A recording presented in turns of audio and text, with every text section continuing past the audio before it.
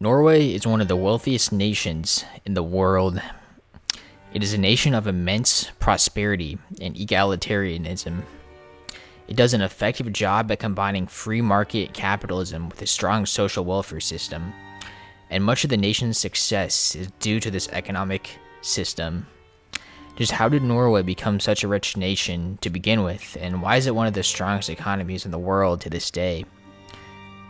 In this video, we will be analyzing its economic past, modern-day economy, and policies that have contributed to the nation's success, as well as the challenges it will likely face into the future.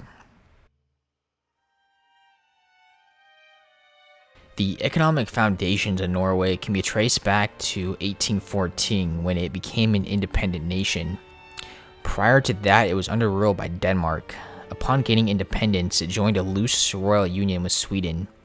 At the time, the nation was an agrarian society. Its economy centered around agriculture, fishing, and trade.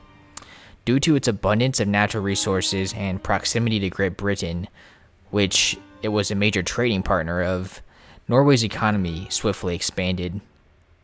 By 1840, the nation began to industrialize. In addition, trade flourished as Norwegian ships carried goods such as timber and fish across the globe. By the end of the century, a second wave of industrialization took place.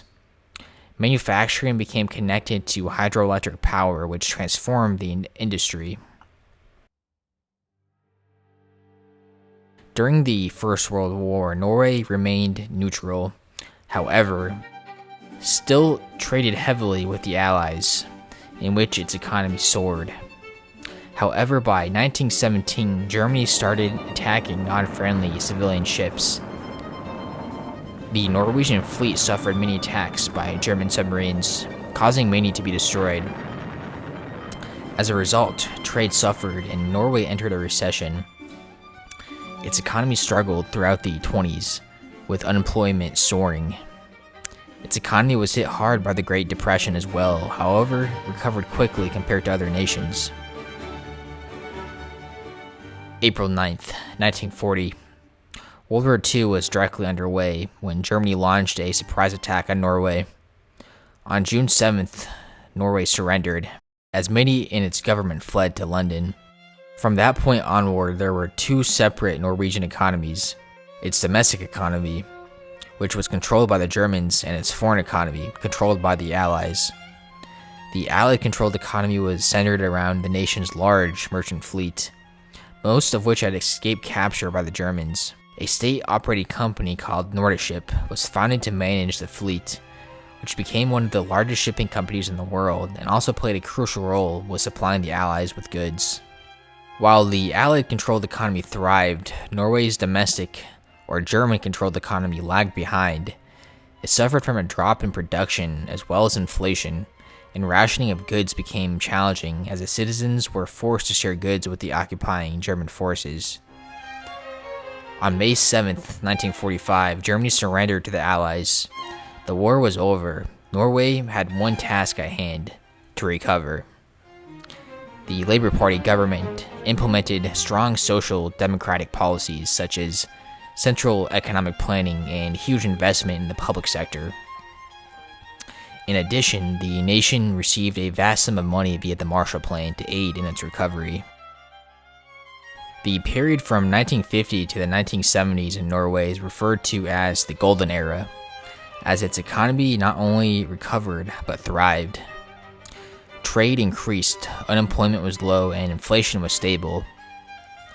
The nation adopted an economic system known as the Nordic model, which was characterized by central government economic planning, a strong public sector and welfare state, and strict regulations. This model did not deliver high economic growth, as the nation did not grow as fast compared to its European neighbors at the time.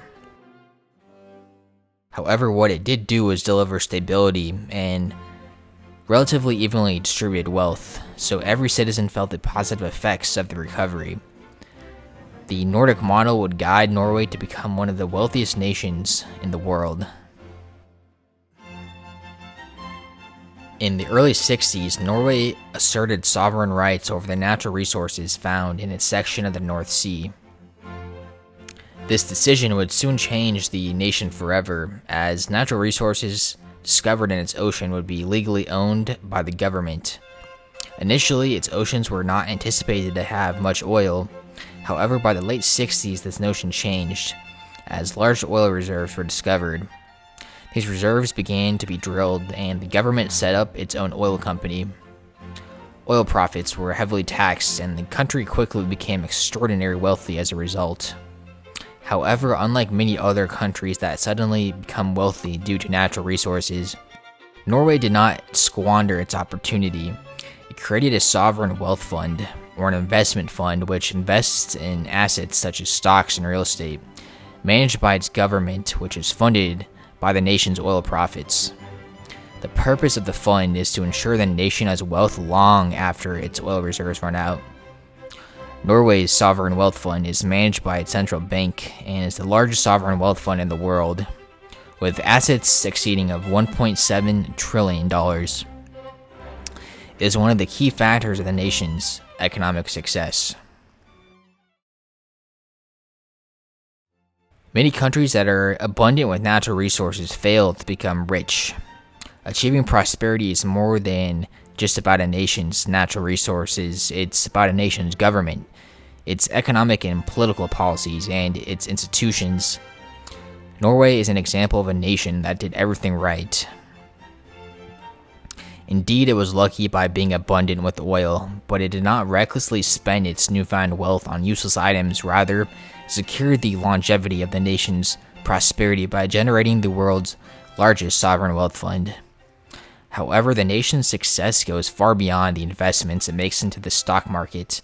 More importantly, it's about the investments it makes into the people. The nation has one of the highest standards of living in the world. This is in large part due to its strong social safety net. The nation offers universal healthcare, education, pension plans, and has a high rate of unionized workers. The country does a uniquely effective job at combining free market capitalism with a strong welfare state, contributing to its high standard of living. Just as impressive is how cost-effective its welfare state is, as the nation has a debt-to-GDP ratio of just 44%, which is significantly lower than most developed nations. However, these perks come with a trade-off. Norway is one of the most expensive countries to live in, and its citizens are some of the most heavily taxed. Like most developed countries, Norway has an aging population and declining birth rate. They have been able to offset population decline by increasing immigration. However, the feasibility of maintaining such a vast welfare state, especially if oil revenues dries up in the future, will be challenging. Despite its success, Norway still has challenges it must overcome. However, the nation is one of resilience. It devised one of the most successful economic systems the world has ever seen, and I'm optimistic it will continue to prosper into the future.